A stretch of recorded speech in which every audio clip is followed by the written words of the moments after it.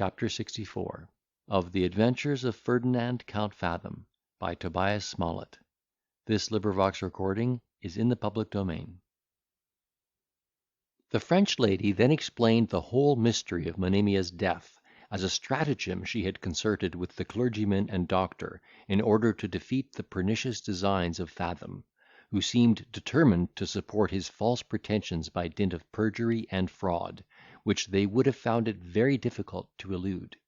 She observed that the physician had actually despaired of Monimia's life, and it was not till after she herself was made acquainted with the prognostic, that she wrote the letter to Renaldo, which she committed to the care of Madame Clement, with an earnest entreaty that it should not be sent till after her decease.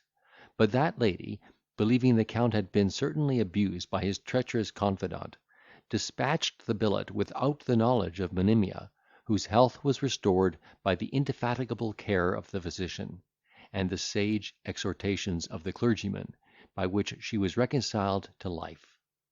In a word, the villainy of Fathom had inspired her with some faint hope that Renaldo might still be innocent, and that notion contributed not a little to her cure.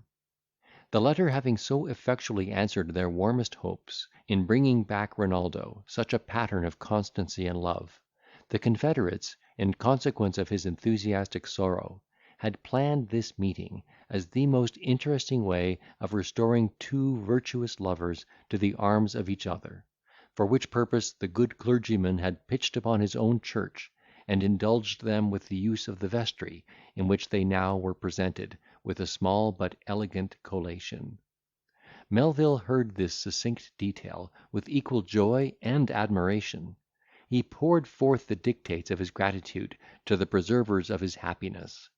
"This church," said he, "shall henceforth possess a double share of my veneration. This holy man will, I hope, finish the charitable work he has begun, by tying those bands of our happiness, which naught but death shall have power to unbind." Then, turning to that object which was the star of his regard, "Do I not overrate," said he, "my interest with the fair Monimia?" She made no verbal reply, but answered by an emphatic glance, more eloquent than all the power of rhetoric and speech. This language, which is universal in the world of love, he perfectly well understood, and, in token of that faculty, sealed the assent which she had smiled, with a kiss imprinted on her polished forehead.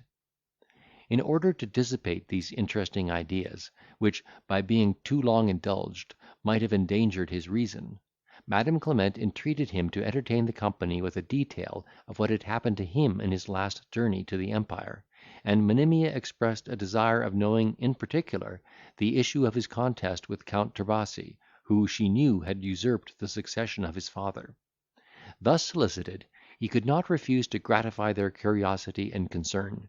He explained his obligations to the benevolent Jew, related the steps he had taken at Vienna for the recovery of his inheritance, informed them of his happy rencontre with his father-in-law, of his sister's deliverance and marriage, of the danger into which his life had been precipitated by the news of Monimia's death, and lastly of his adventure with the banditti, in favour of a gentleman, who he afterwards understood had been robbed in the most base and barbarous manner by Fathom. He likewise, to the astonishment of all present, and of his mistress in particular, communicated some circumstances which shall appear in due season. Monimia's tender frame being quite fatigued with the scene she had acted, and her mind overwhelmed with the prosperous tidings she had heard, after having joined the congratulations of the company, on the good fortune of her Renaldo, begged leave to retire, that she might by repose recruit her exhausted spirits; and the night being pretty far spent, she was conducted by her lover to Madam Clement's coach, that stood in waiting, in which also the rest of the company made shift to embark, and were carried to the house of that good lady, where, after they were invited to dine, and Melvil entreated to bring Don Diego and the Jew along with them, they took leave of one another, and retired to their respective lodgings in a transport of joy and satisfaction. As for Renaldo, his rapture was still mixed with apprehension, that all he had seen and heard was no more than an unsubstantial vision, raised by some gay delirium of a disordered imagination. While his breast underwent those violent though blissful emotions of joy and admiration, his friend the Castilian spent the night in ruminating over his own calamities, and in a serious and severe review of his own conduct. He compared his own behaviour with that of the young Hungarian, and found himself so light in the scale, that he smote his breast with violence, exclaiming in an agony of remorse, "Count Melvil has reason to grieve, Don Diego to despair. His misfortunes flow from the villainy of mankind. Mine are the fruit of my own madness. He laments the loss of a mistress who fell a sacrifice to the perfidious arts of a crafty traitor. She was beautiful, virtuous, accomplished, and affectionate. He was fraught with sensibility and love. Doubtless his heart must have deeply suffered. His behaviour denotes the keenness of his woe. His eyes are ever flowing fountains of tears. His bosom the habitation of sighs. 500 leagues hath he measured in a pilgrimage to her tomb. Nightly he visits the dreary vault where she now lies at rest. Her solitary grave is his couch. He converses with darkness and the dead, until each lonely isle re-echoes his distress. What would be his penance had he my cause? Were he conscious of having murdered a beloved wife and darling daughter? Ah, wretch! Ah, cruel homicide! What had those dear victims done to merit such a fate? Were they not ever gentle and obedient, ever aiming to give thee satisfaction and delight? Say that Serafina was enamoured of a peasant. Say that she had degenerated from the honour of her race. The inclinations are involuntary. Perhaps that stranger was her equal in pedigree and worth. Had they been fairly questioned, they might have justified, at least excused, that conduct which appeared so criminal. Or had they owned the offence, and supplicated pardon? Oh, barbarous monster that I am! Was all the husband, was all the father extinguished in my heart?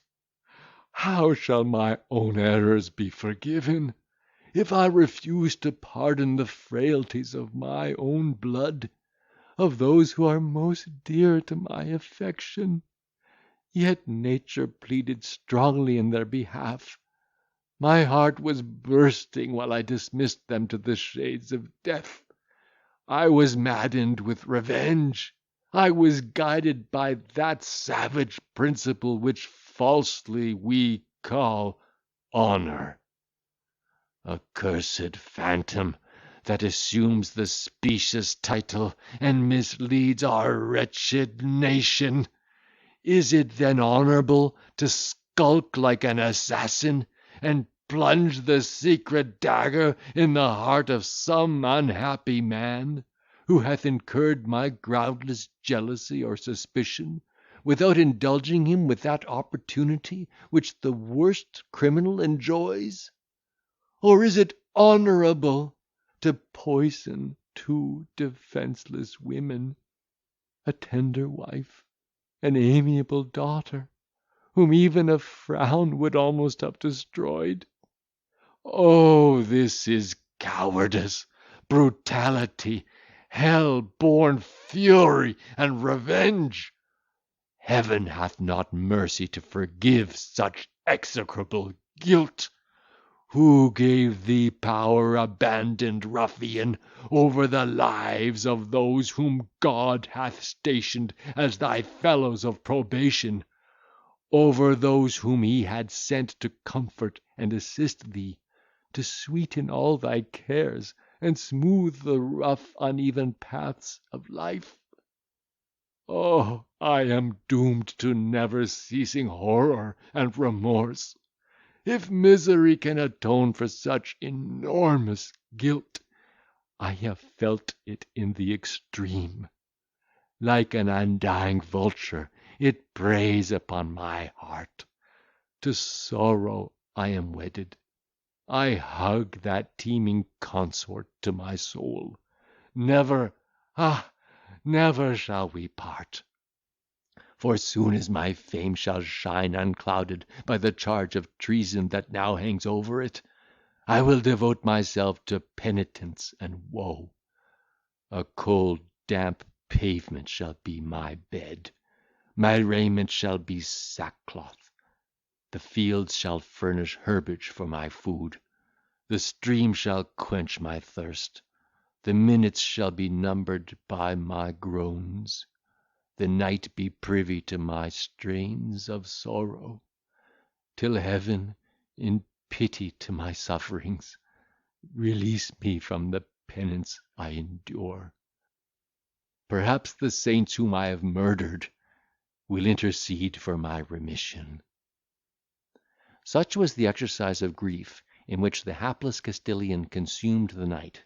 He had not yet consigned himself to rest, when Renaldo, entering his chamber, displayed such a gleam of wildness and rapture on his countenance, as overwhelmed him with amazement; for, till that moment, he had never seen his visage unobscured with woe.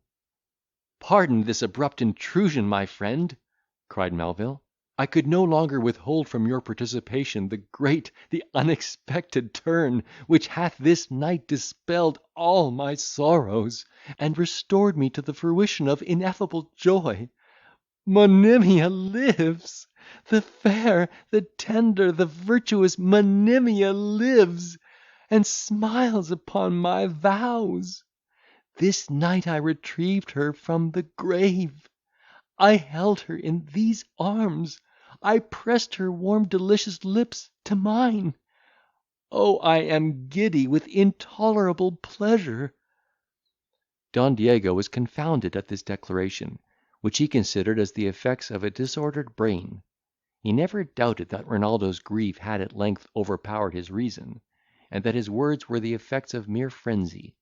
While he mused on this melancholy subject, the Count composed his features, and, in a succinct and well connected detail, explained the whole mystery of his happiness, to the inexpressible astonishment of the Spaniard, who shed tears of satisfaction, and straining the Hungarian to his breast, "Oh, my son," said he, "you see what recompense heaven hath in store for those who pursue the paths of real virtue, those paths from which I myself have been fatally misled by a faithless vapour, which hath seduced my steps, and left me darkling in the abyss of wretchedness.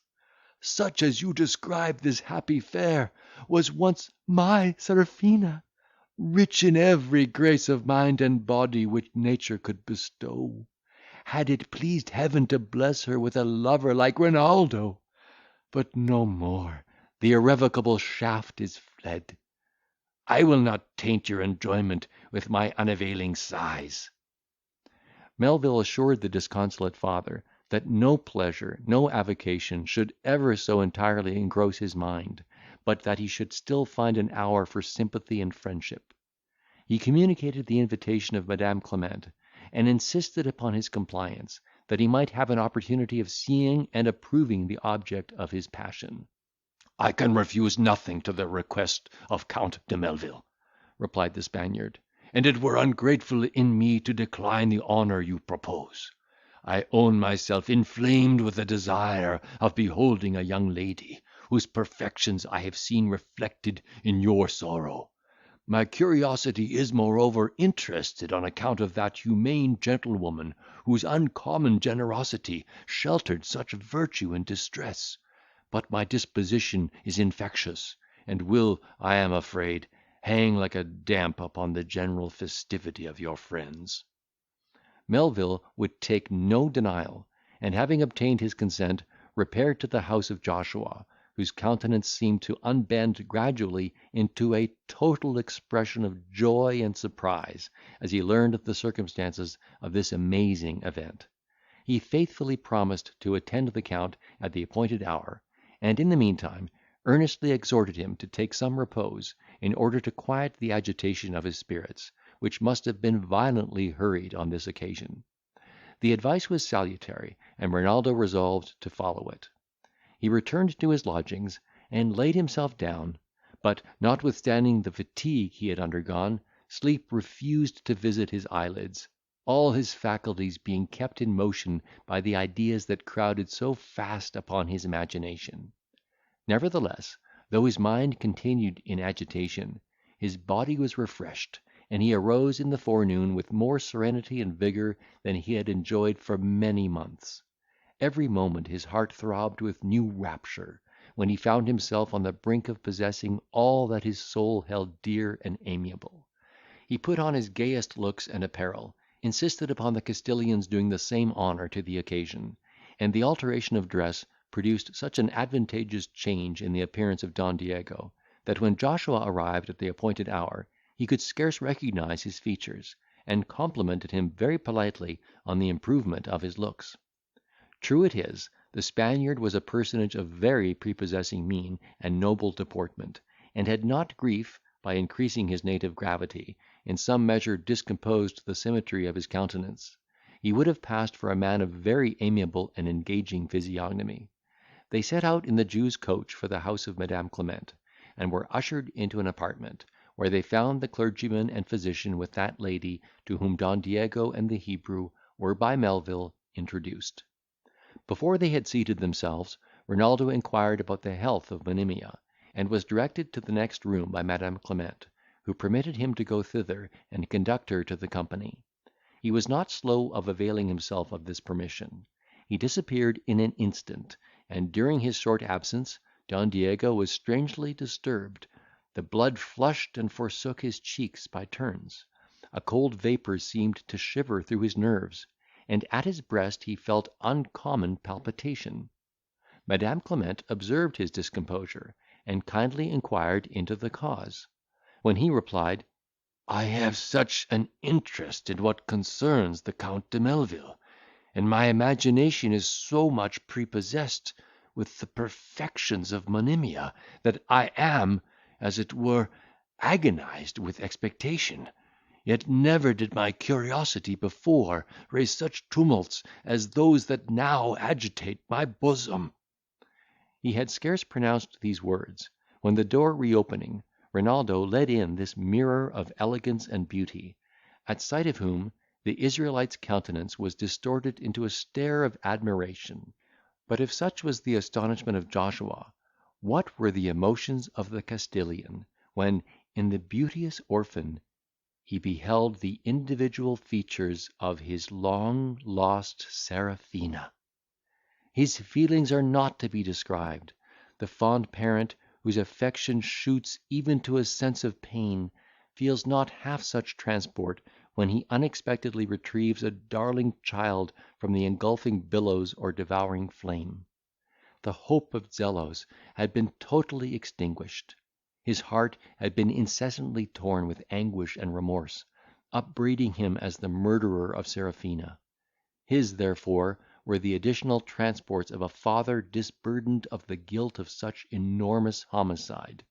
His nerves were too much overpowered by this sudden recognition to manifest the sensation of his soul by external signs. He started not, nor did he lift an hand in token of surprise. He moved not from the spot on which he stood, but, riveting his eyes to those of the lovely phantom, remained without motion, until she, approaching with her lover, fell at his feet, and, clasping his knees, exclaimed, "May I yet call you father?" This powerful shock aroused his faculties. A cold sweat bedewed his forehead, his knees began to totter. He dropped down upon the floor, and, throwing his arms around her, cried, "O nature! O Serafina! Merciful Providence! Thy ways are past finding out." So saying, he fell upon her neck, and wept aloud. The tears of sympathetic joy trickled down her snowy bosom, that heaved with rapture inexpressible. Renaldo's eyes poured forth the briny stream. The cheeks of Madam Clement were not dry in this conjuncture. She kneeled by Serafina, kissed her with all the eagerness of maternal affection, and, with uplifted hands, adored the power that preordained this blessed event. The clergyman and doctor intimately shared the general transport; and as for Joshua, the drops of true benevolence flowed from his eyes like the oil on Aaron's beard, while he skipped about the room in an awkward ecstasy, and in a voice resembling the hoarse notes of the long-eared tribe, cried, "O Father Abraham, such a moving scene hath not been acted since Joseph disclosed himself unto the brethren in Egypt." Don Diego, having found utterance to his passion, proceeded in this strain: "O my dear child, to find thee thus again, after our last unhappy parting, is wonderful, miraculous. Blessed be the all good my conscience. I am not then the dire assassin who sacrificed his wife and daughter to an infernal motive falsely titled honour, though I am more and more involved in a mystery which I long to hear explained." "That shall be my task," cried Renaldo; "but first permit me to implore your sanction to my passion for the incomparable Serafina. You already know our mutual sentiments; and though I own the possession of such inestimable worth and beauty would be a recompense that infinitely transcends the merit I can plead, yet, as it hath been my good fortune to inspire her with a mutual flame, I hope to reap from your indulgence here what I could not expect from my own desert, and we present ourselves, in hope of your paternal assent and benediction." "Were she more fair, and good, and gentle than she is," answered the Castilian, "and to my partial observation, not e'er appeared on earth more beauteous and engaging, I would approve your title to her heart, and recommend you to her smiles, with all the father's influence and power. Yes, my daughter, my joy on this occasion is infinitely augmented by the knowledge of those tender ties of love that bind thee to this amiable youth, a youth to whose uncommon courage and generosity I owe my life and my subsistence, together with the inexpressible delight that now revels in my bosom. Enjoy, my children, the happy fruits of your reciprocal attachment. May Heaven, which hath graciously conducted you through a labyrinth of perplexity and woe, to this transporting view of blissful days, indulge you with that uninterrupted stream of pure felicity, which is the hope, and ought to be the boon of virtue such as yours." So saying, he joined their hands, and embraced them with the most cordial love and satisfaction, which diffused itself to every individual of the company, who fervently invoked the Almighty Power in behalf of this enraptured pair. The tumult of these emotions having a little subsided, and the Castilian being seated betwixt Renaldo and his beauteous bride, he politely bespoke the indulgence of Madam Clement, begging she would permit him to demand the performance of the Count's promise, that he might be forthwith made acquainted with those circumstances of his own fate, which he was so impatient to learn. The lady, having assured him that she and all the company would take pleasure in hearing the recapitulation, the Spaniard, addressing himself to Melvil, "In the name of Heaven," said he, "how could you supplant that rival, who fell a sacrifice to my resentment, after he had bewitched the heart of Serafina? For sure, the affection he had kindled in her breast must have long survived his death." "That rival," replied the Count, "who incurred your displeasure, was no other than Renaldo." With these words he applied to one eye a patch of black silk provided for the purpose, and turning his face towards Don Diego, that gentleman started with astonishment, crying, "Good Heaven! The very countenance of Orlando, whom I slew! This is still more amazing." Chapter 64.